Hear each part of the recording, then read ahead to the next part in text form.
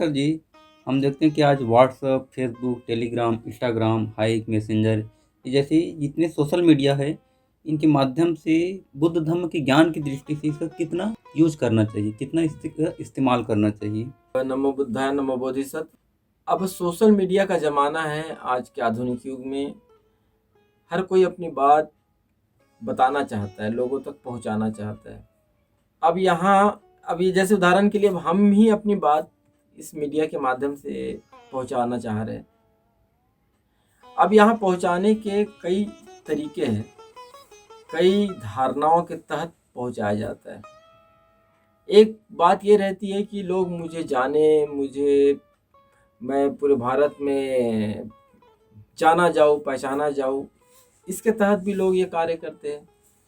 और किसी का मकसद रहता है कि नहीं, कुछ सत्य को कम से कम लोगों तक पहुंच जाए, वो सत्य की जो बातें हैं लोगों तक पहुंच जाए, इसलिए इसका उपयोग करते हैं।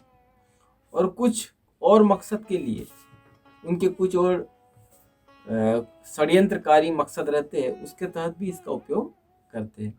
अब जो सोशल मीडिया में जो बौद्ध धम्म के बारे में जो बातें लोग बताते हैं, बौद्ध धर्म में ऐसी बात होनी चाहिए कि कोई अगर पीड़ित व्यक्ति आता है उन लोगों के पास कि मैं इसका निदान कैसे करूं, मैं इससे मुक्त कैसे पाऊं, तब उस व्यक्ति को जो उपाय बताए जाते हैं वो उपाय के बारे में सोशल मीडिया के माध्यम से प्रचारित करना चाहिए।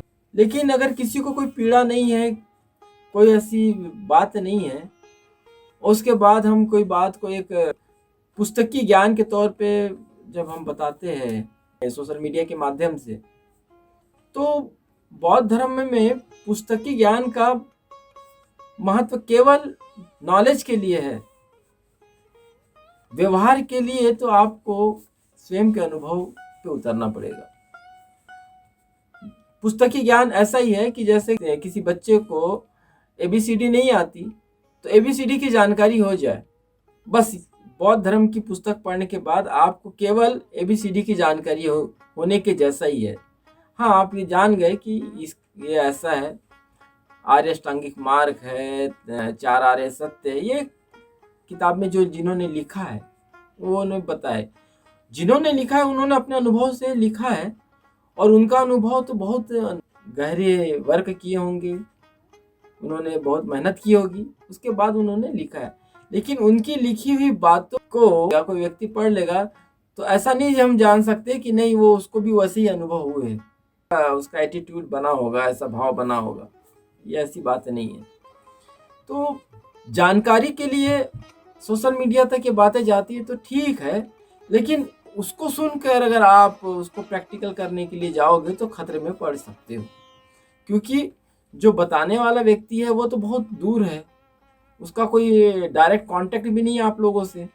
और ऐसे व्यक्ति की आप बात सुनोगे बिना कांटेक्ट के, बिना उनके निर्देशन पे, उनके छत्र छाया पे, तो आपको खतरा हो सकता है। इस बात को लेके बुद्धा ने कहे हैं कि मेरे ज्ञान का अगर प्रयोग आप थोड़ा भी गलत ढंग से करोगे तो उसको परिणाम भुगतने पड़ सकते हैं, उसको नुकसान हो सकता है।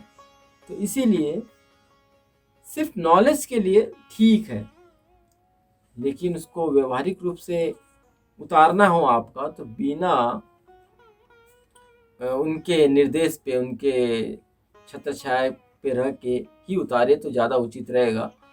इसीलिए हम जो बातें आपको बताते हैं, हम बार बार बोलते हैं कि अगर आपको कोई प्रॉब्लम्स है, कुछ जानना है, तो आप आइए और आके आपकी जो भी प्रॉब्लम्स है उसको आप व्यवहारिक रूप से बुद्ध के मार्ग पर उसको कैसे दूर किया जाता है उसको जानिए। ये हम बार बार हर वीडियो में कहते हैं। और बुद्धा उसी को ज्ञान दिए जो उनके पास ज्ञान लेने आया, या जो पीड़ित है उसको दुख दूर करने के लिए वो गए। जबरदस्ती मैं बहुत ज्ञानी हूँ, मैं बहुत विद्वान हूँ, ये दिखाने के लिए कभी भी बौद्ध धर्म में इस प्रकार की व्यवस्था नहीं रही है।